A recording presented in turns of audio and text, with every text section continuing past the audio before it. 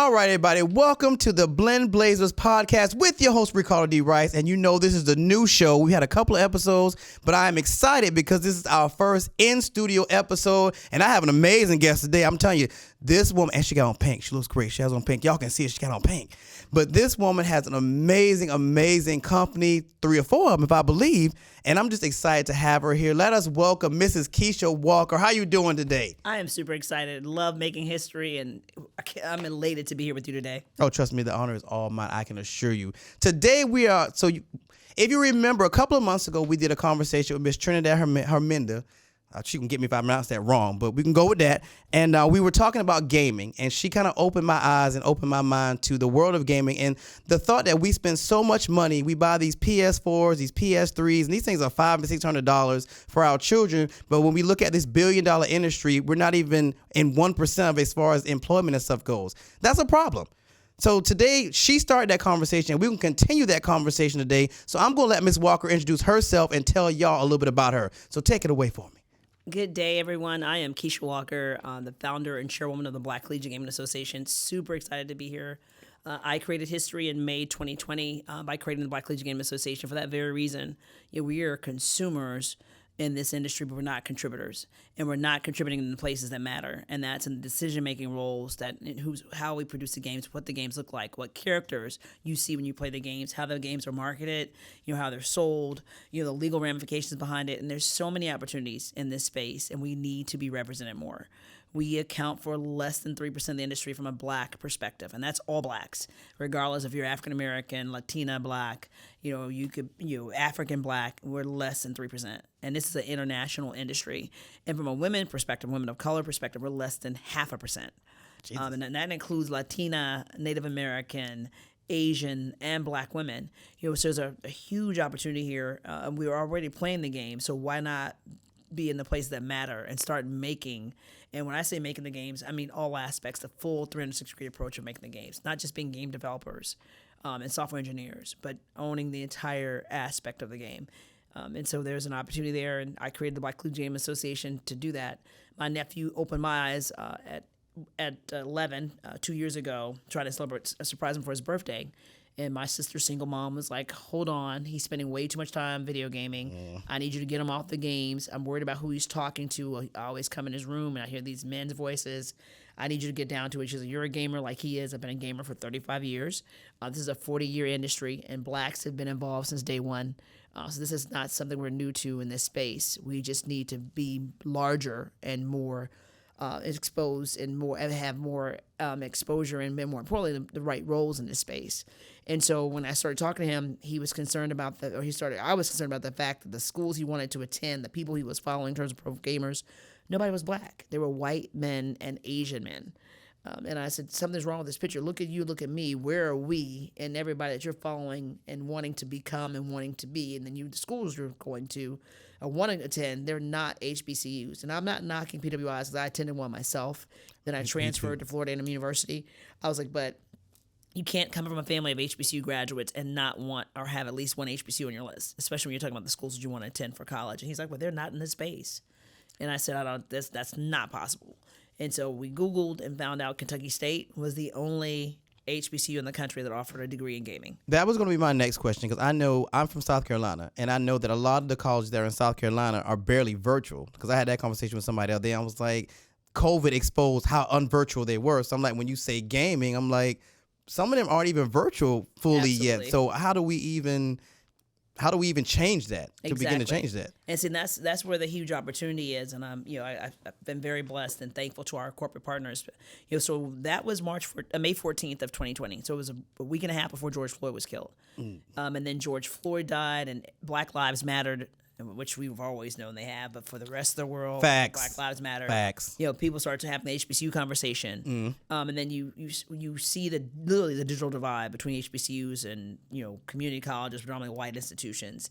And I was like, there's something that's got to be done here. So I started reaching out to CEOs and CMOs on LinkedIn. I said, I need you guys to help me make history. I'm like, we have a problem here. There's an opportunity. We as black consumers are spending money on your brands. We're playing, like you said, all your gaming systems, all your accessories. We're on your mobile phone games. We're playing on your PC games. Contrary to popular belief, everybody thinks we only use Xboxes and PS5s. We play a lot of PC games as well. I was like, so we're spending money with you, but we don't have people in your companies that look like us in the boardrooms. So I was like, and it goes all the way down to middle management and entry level management. We're not represented across the board in companies. All right, so let me, for perspective, gaming is a $159 billion industry. 73% of blacks identify as gamers, and only 3% are working in gaming. It's actually less than 3%. Really? Yes. Those numbers are dismal. And we're talking about an industry that's been around now for almost 40 years. It'll be 40 years next year. So let's start at the beginning. So for those that don't know, what is esports? Yes. What does that mean? So esports is a segment of gaming. The industry is the gaming industry. Esports is this popular space that's existed now, I say maybe the last 3.5 years. So it's a brand new segment of gaming. Oh, absolutely. So it's basically the competitive side of gaming that's being televised. That's events that you watch and see electronically. So we're talking about like games so it's esports competitive competition that's now being put into an actual format where you can watch people compete. You watch people play. And there's so because there's been tournaments, but these tournaments now are usually in a visual form, whether you're in person or you're watching it on your phone, from your PC, or even on your gaming system. Esports is the visualized competitive entertainment section. I tell people esports is electronic sports. It's entertainment sports from a gaming perspective. Okay, so when we say gaming, we're not just talking about consoles. We're talking about PCs and things of that magnitude. Yes. Okay. And it's even an even larger gaming industry. Well, that's what I figured. So why I absolutely started BCGA it was much more than video gaming, but because in 2020 we were in a pandemic, I said, wow, this is something you can do virtually, and students can still play, compete, learn virtually about the video games industry. But I got into gaming for the overall gaming industry. So when you get into gambling gaming, you also have now it's NFTs, it's cryptocurrency, it's blockchain. All that's a part of a form of gaming. What is NFT? The drone competitions. Oh. NFTs is this whole new. Yeah, because everybody keeps saying it, but everybody's like, "What is NFTs? What is that? Is that an acronym? Like, what is?"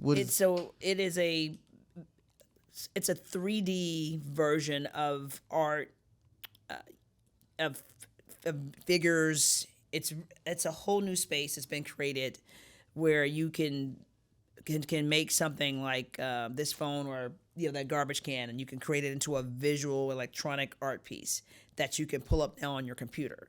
So it goes from being physical in your hand to something you can actually walk through from a 3D perspective on your computer, your phone, or whatever. So it's basically electronicizing things that would have normally been in your hand or real time, and bringing it into what I call this future graphic space online.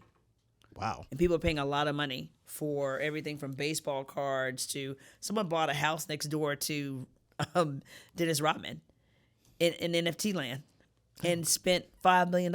So it's something like Sims? Yes, very similar. I'm like, this sounds like Sims. I do know a little something. Yes. I was like, this sounds like Sims. Like this is okay. So So but we're underestimated. We're underrepresented in gambling, gaming, every lottery.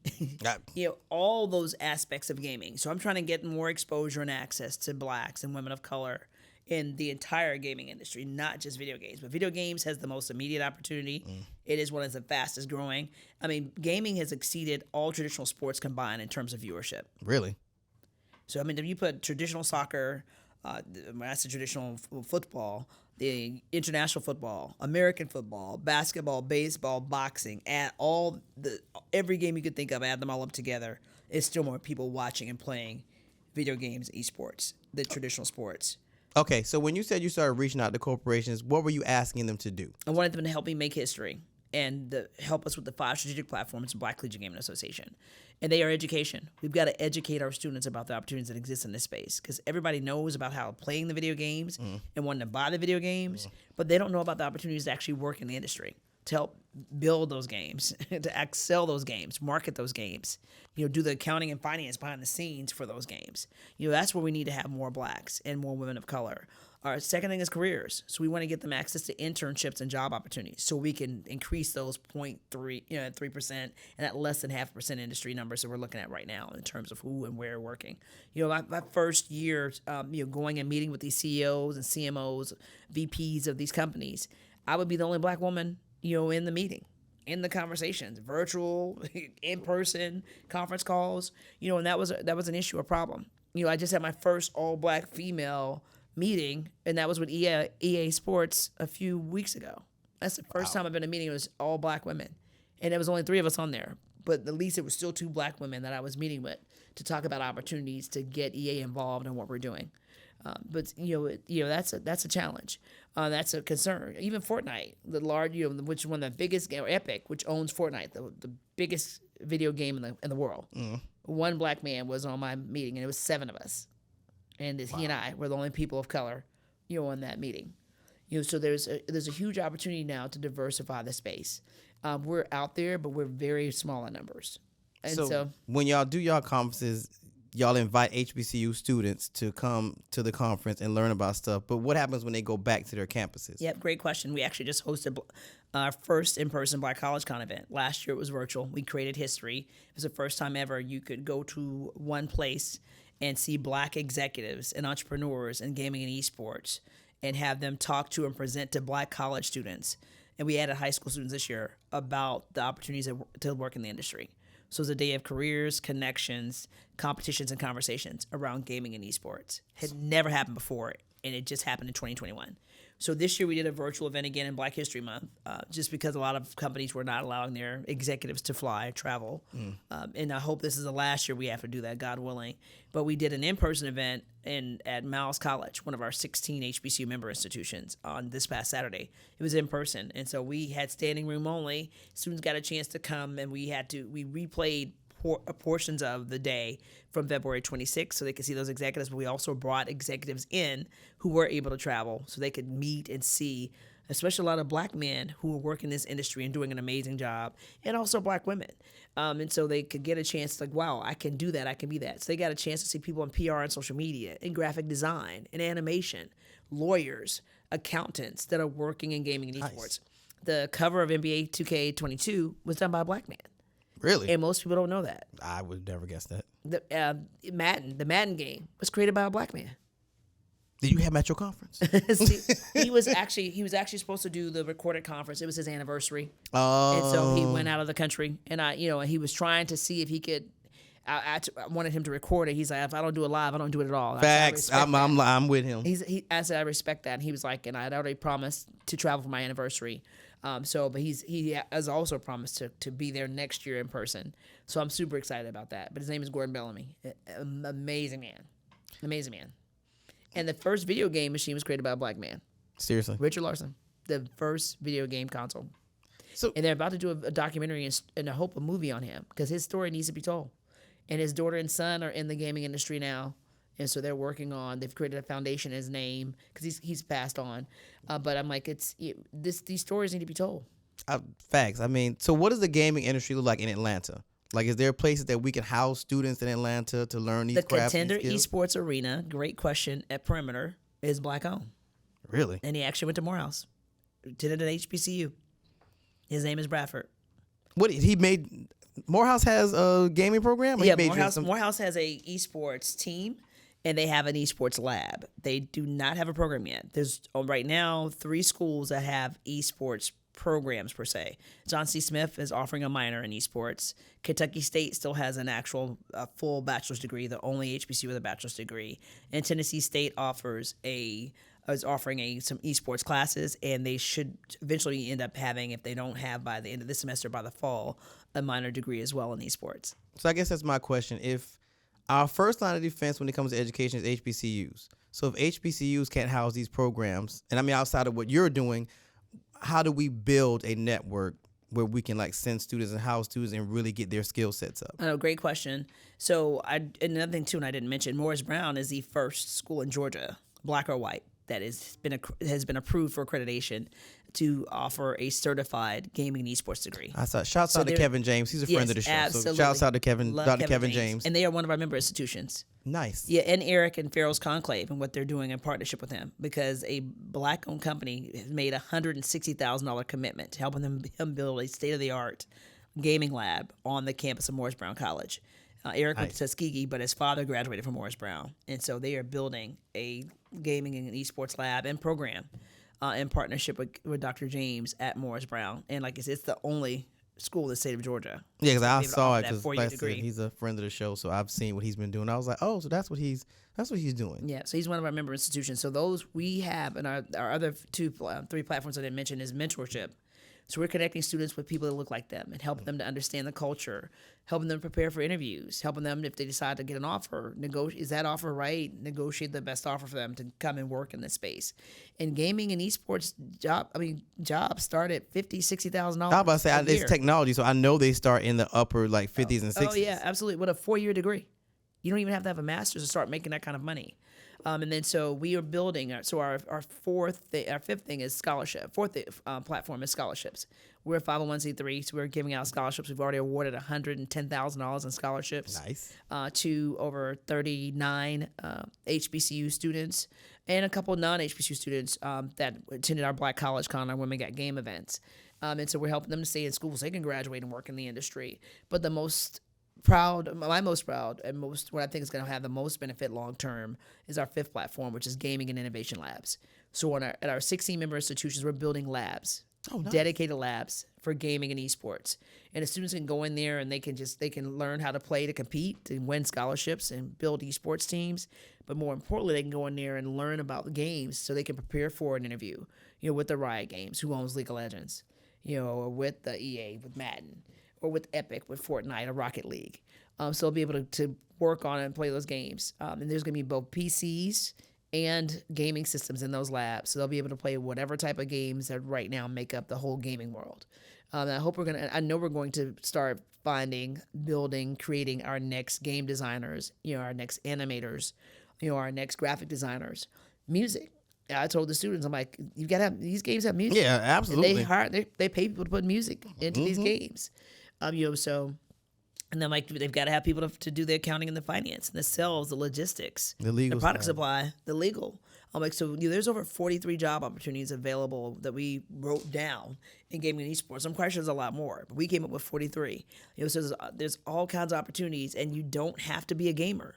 A lot of the blacks that work in the industry, a lot of whites in the industry right now don't play video games. Really? Yeah, do not.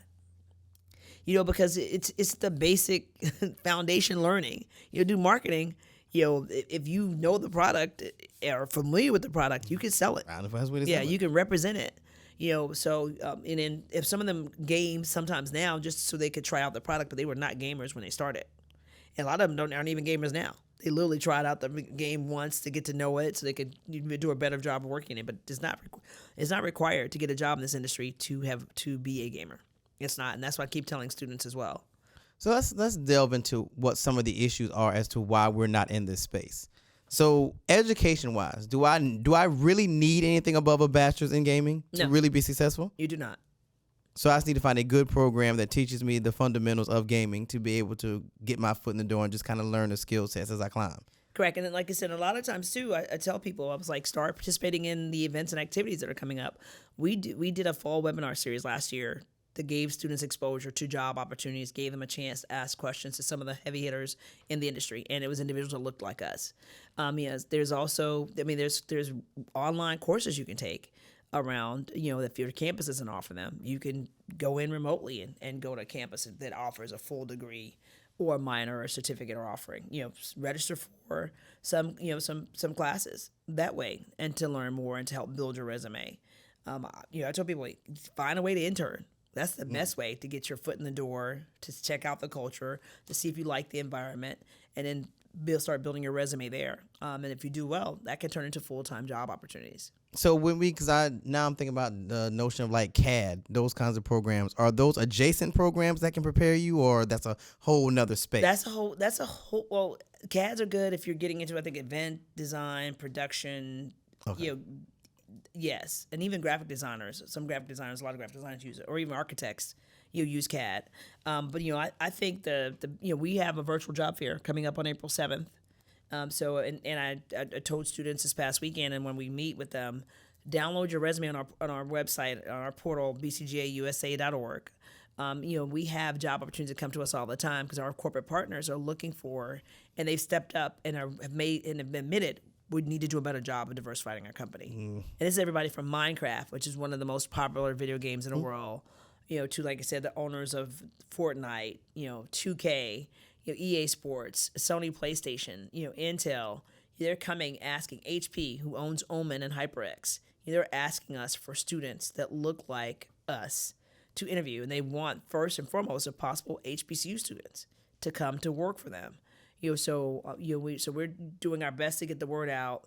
There's what a lot of HBCUs, unfortunately, they think of just the gaming playing side of it. So when you come to them and tell us what you're trying to do there, it they're takes some time. apprehensive because they don't exactly, understand. and it takes some time to get them to understand that there's some huge job opportunities here, and this is so much bigger than playing a game. Well, I guess that was my next question. Like, how do we grow the places that can facilitate the learning that they need to be able to meet the demand that apparently is there for children of color? The big thing is investment money. Even with the esports labs and or bringing the curriculum to campuses, you've got to be able to pay the top talent to come and teach the students what they need to know to get the fundamentals to prepare themselves. And even with the esports labs, these labs cost minimum $100,000. How about to say, I've seen the equipment that goes in them. The wiring and the equipment to prepare the labs, to secure them. Our partners have donated over $55,000 in equipment to our 16-member institutions. So they took a lot of the load off of them. So I have to give special thanks to Intel, to Sony PlayStation. Sony PlayStation was the first one to step up. We buy and spend a lot of money on PS4s and PS5s, but literally they were the first ones to step up and say we were committed to this. They helped give away that $100,000. They gave me $100,000 for scholarships last year. And then they also provided about $35,000 in equipment to go in every lab. Each one of our schools were getting 12 systems, PS4 and PS5 gaming systems for the labs, and they gave a projector and and plasmas. So they really got our schools off the ground and helped them to get started. HyperX has given us rig. GameStop too. They were probably right behind Sony PlayStation. In 2020 to commit and to start and help us to get games and inside of our labs for the schools to help offset the cost, because these HBCUs are struggling. You're in a virtual environment for 2 years. Your enrollment's been down, and then you lost the money from housing, campus on campus meals, sports. It's so the last thing you want to do is ask somebody to write a check to build a esports lab. Well, they probably don't get out the gate anyway. Exactly. So it's kind of asking you to fund a unicorn. Yes. Like, I don't really understand anything outside of gaming. So playing the game. So exactly. It's Intel just committed and is going to be providing some gaming PCs. Oh, nice. For our schools, because gaming systems is one part of gaming. In the consoles, you a lot of games are PC games, especially the ones that's giving out some of the most money and in terms of prizes in these esports tournaments. So we were like, we've got to get PCs to our schools, and Intel stepped up and provided it.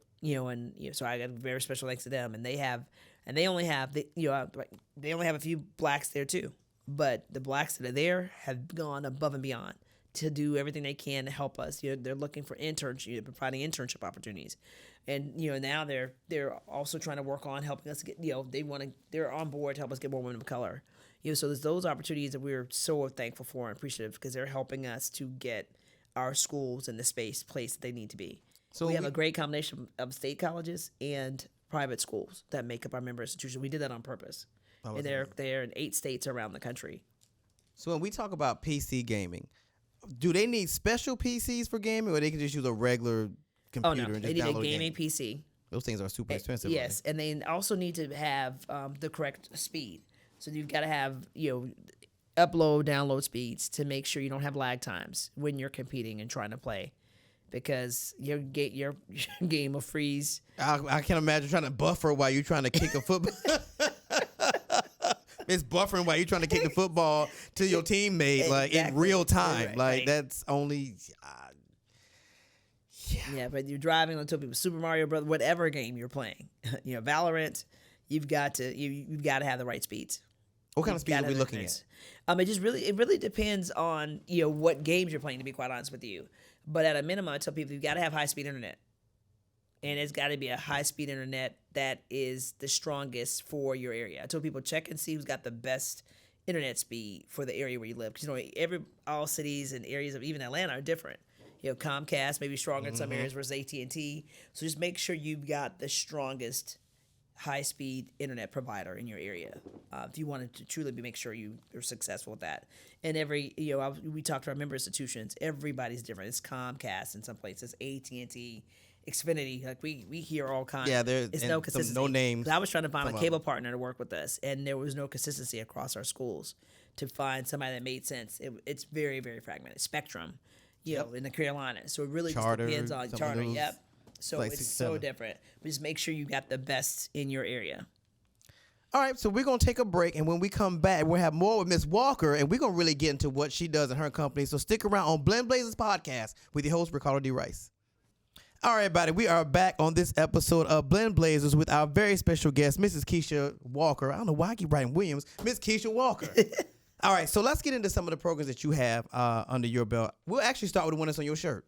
So Women Got Game. Tell me about that. Yeah, so Women Got Game is a 3-city tour that we're super excited about. We created history last year, just like Black College Con, and brought women of color together in one place where women of color executives and entrepreneurs can meet with and have conversations, connections, provide career opportunities, and we can compete to provide scholarships to some amazing young women of color to stay in college and or to attend college.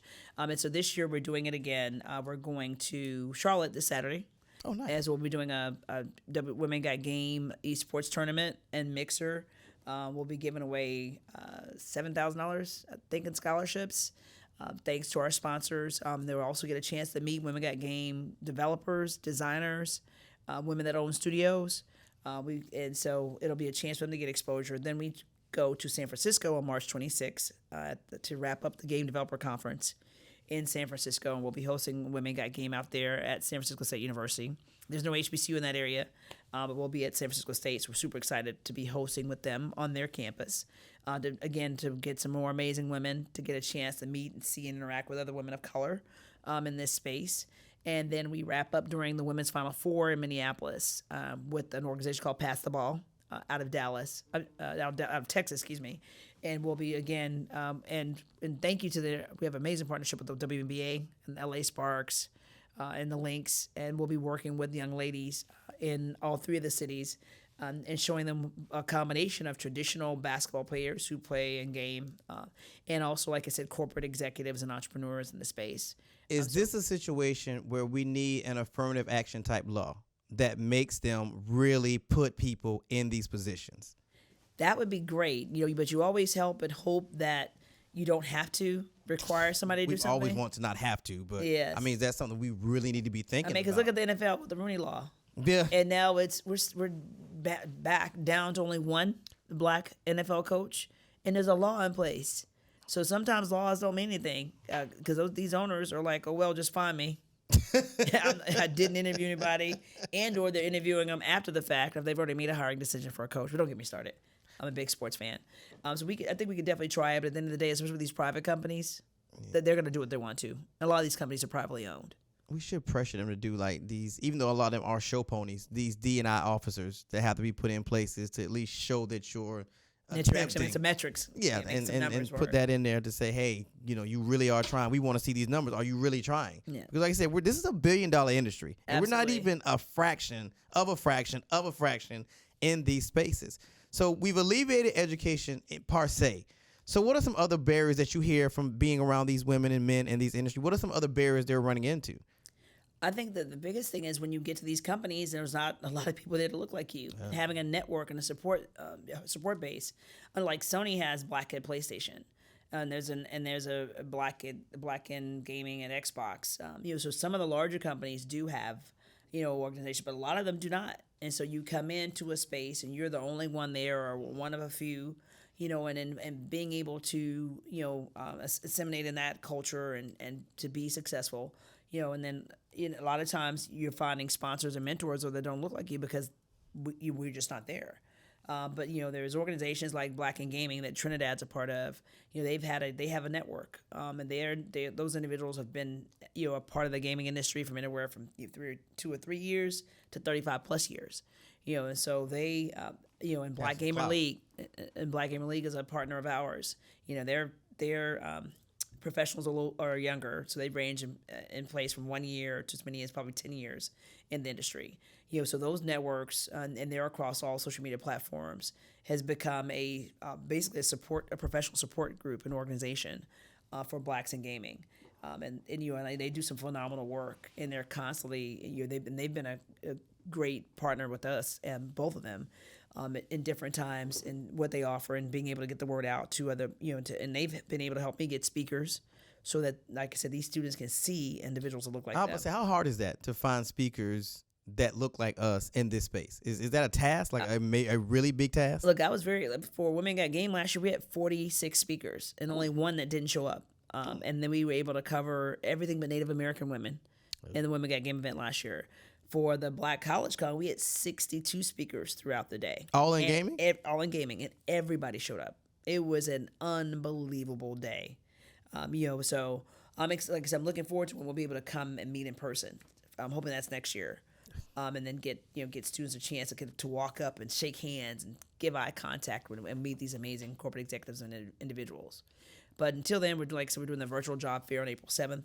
We're creating a summer program called Corners of Colleges. We're going to bring anywhere from 50 to 100 high school students to 9 of our 16 member institution campuses to spend a week overnight to learn about HBCU life. Oh, Lord, and we're targeting students with 2.5 GPAs really that may not have considered going to college, to show them that you can come to an HBCU, you can get a degree in graphic design or animation or accounting, and intern with these amazing gaming companies, and then work and make $70,000 plus at these companies when you graduate. So we can show them the games you've been playing for fun, growing up, but now games that you can actually work at these companies and make a whole bunch of money. And play the game. And get a degree. So you can do both. Yes, and do both. Absolutely. You can play the game, be on the esports team while you're at a Morris Brown or Florida A&M or Jackson State or any of our member institutions, and then you can also graduate and go to work in the industry. So we're excited about that.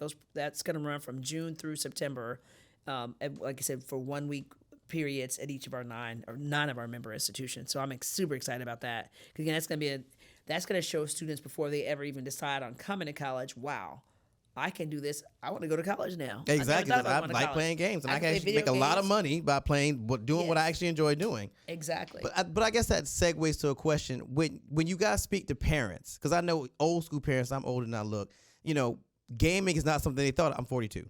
Wow. Gaming is not something they thought about. So when you have a conversation and say your child can make money doing it, it's like, well, no, they probably got to have 56 degrees or they need some kind of certification they'll never get. Let's just be more practical and do that. Is the conversation still like that when y'all encounter parents? Yes, and I want to figure out a way to start getting parents involved in this conversation early. Because just like my sister, she didn't know, and she was trying to get my nephew to get off the games. And I told her it's the exact opposite. You let him keep playing. I spoke in Foxborough at a conference, only Black woman in the room outside of one Black parent. And it was a combination esports tournament and college fair. There were 20 colleges there giving out full rides to come play video games on their esports teams at their campuses. Unfortunately, none of them are HBCUs because we're not there yet. But these white schools are giving away full 4-year rides to come play Fortnite, Valorant, Overwatch, Call of Duty. Do you need a certain skill set or just playing the video games? These students were coming and interviewing and meeting with coaches and esports advisors at these schools, just like you would go to a college fair and talk to someone with your 4.0 and wanting to go, get a full scholarship to go, to go to FAMU for academics. A full ride to play video games. Recruiting just like they were a basketball player. Imagine, and then they're going and saying, I want your son to come play at our school. That's exactly how this was in Foxborough. And they do 3 of them a year in Foxborough, Charlotte, and they go to the West Coast.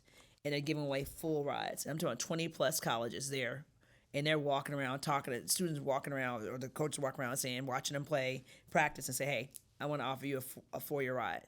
So why not have your students keep playing, your kids keep playing, literally, and go to college for free? And that was a ha moment for me with my nephew, because he was like, "Oh yeah, I'm going to go on a full scholarship and go play at USC on their esports team." I'm like, USC.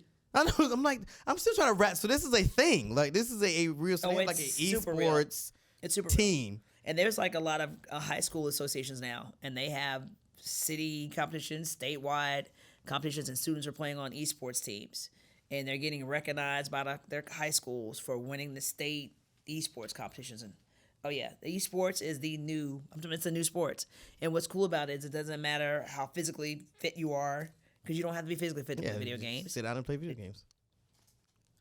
I guess this conversation is interesting because me and my friends were just having a conversation about vocational schools and how in my day, they encourage the kids who may not be four-year college kids to go to a vocational school, become a plumber, become an electrician, have little to no debt, and start making $60,000 out of the gate. And then it kind of shifted to four-year schools when we start losing our kids because not everybody wants to go to a four-year school. Oh yeah, I had 2 community colleges come to our Black College Con in Miles this past weekend. And they're looking at creating esports programs and esports labs at the community college. Because, I mean, think about it. You could get a job with a 2-year degree. Literally. In esports and gaming, you can. And esports is a lot of event production. It's events. It's gaming events. So I told people you need broadcasters. You need shoutcasters. There's coaches. You've got agents. Because these people are, the NBA, I was telling the students Saturday, the NBA has a 20-team NBA 2K league.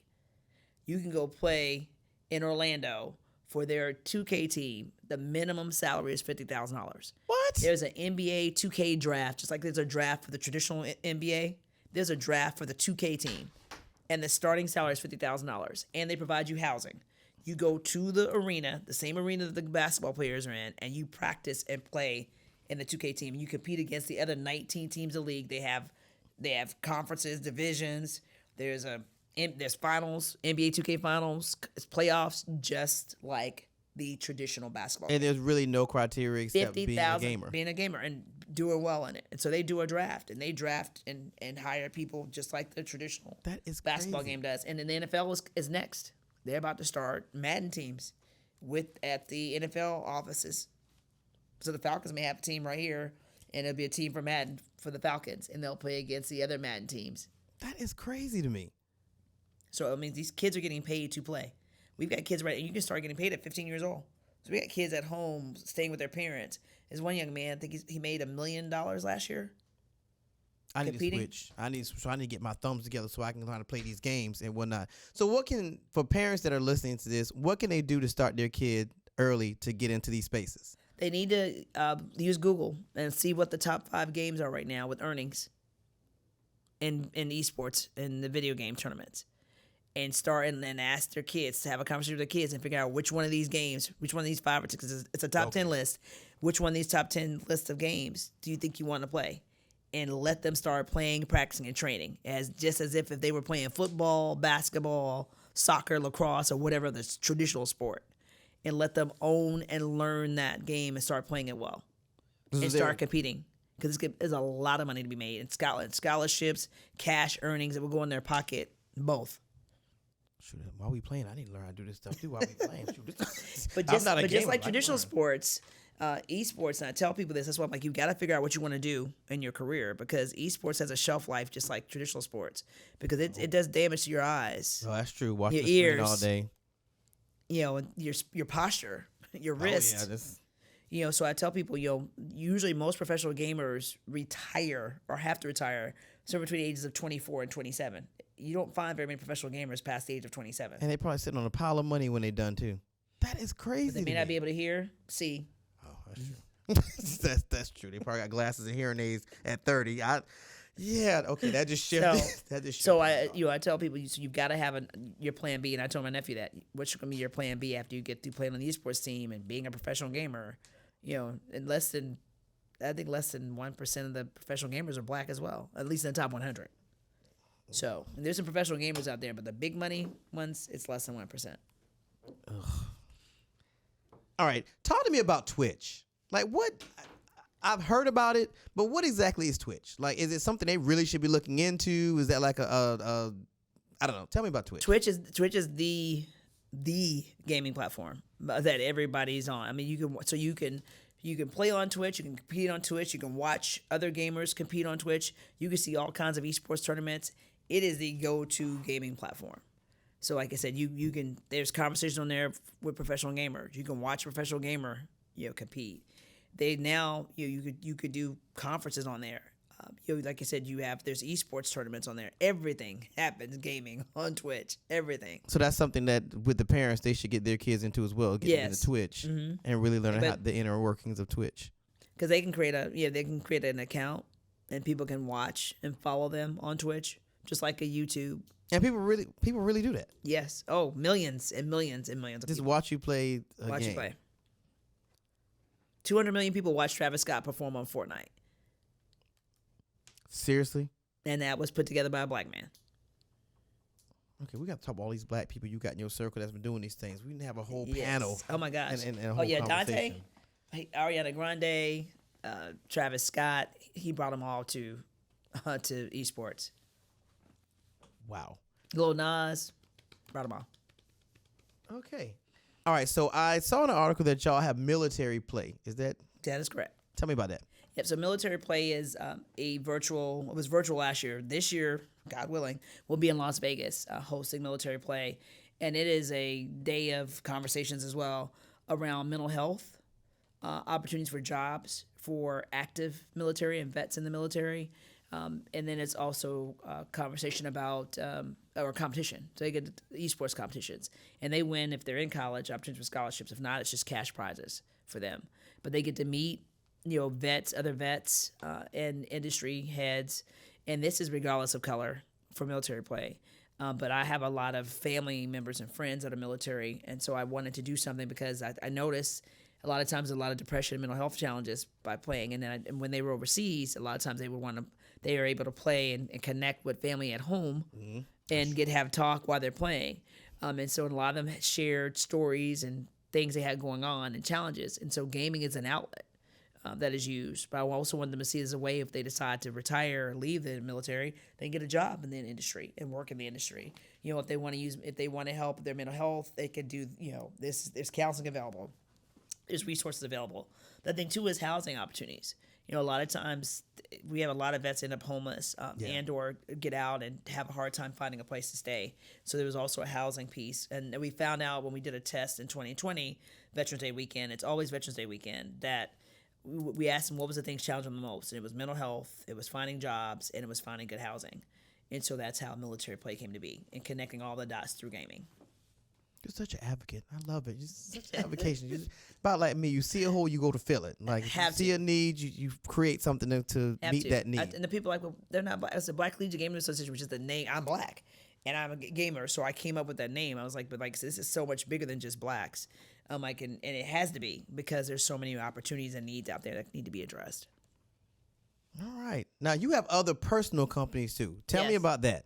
I got a lot of feedback. I started an Amazon business. I went into transportation logistics last September.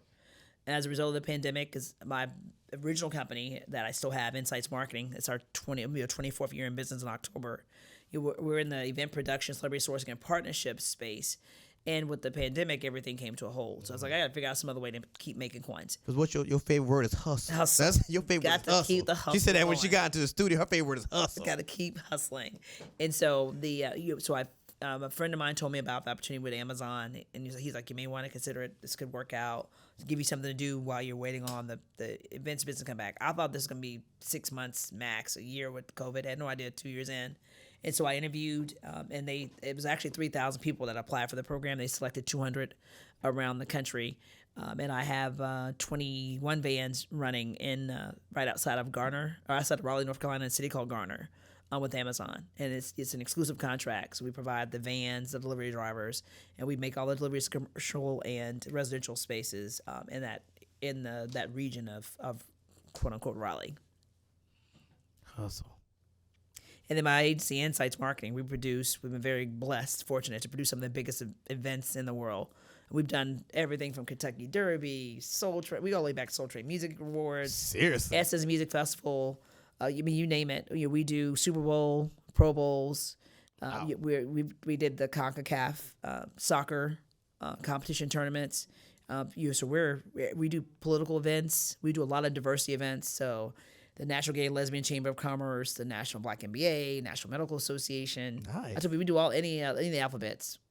we're around National Bar Association. So that's how I got the chance to work with attorneys Ben Crump and Lee Merritt and Chris Stewart. It's for the work that we do with the National Bar and attorney Darrell Parks, the National Bar Association. But we work with all the professional conferences in some form. And then, like I said, we also do our own events and event production. So I'm getting ready for an HBCU Alumni Reunion Weekend, Juneteenth, in Las Vegas. I love Vegas.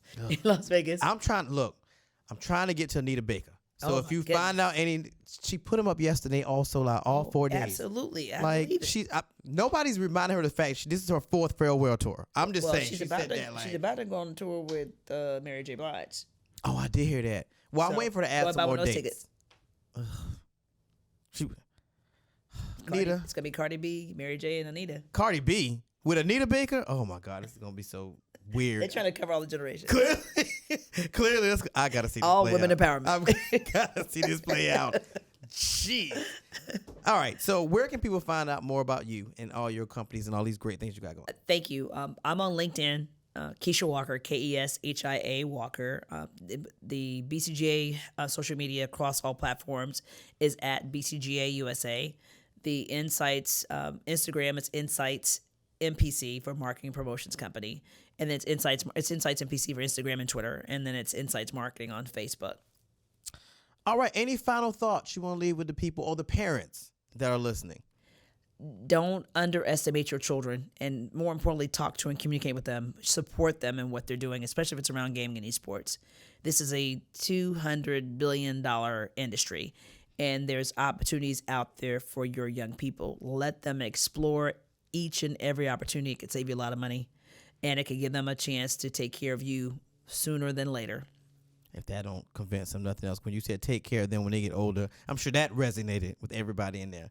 All right, so special thanks to our guest today, Mrs. Keshia Walker. Thank you for being our first in-studio guest for the Blend Blazers podcast. And we will see you guys next time. Same place, same time with your host, Ricardo D. Rice.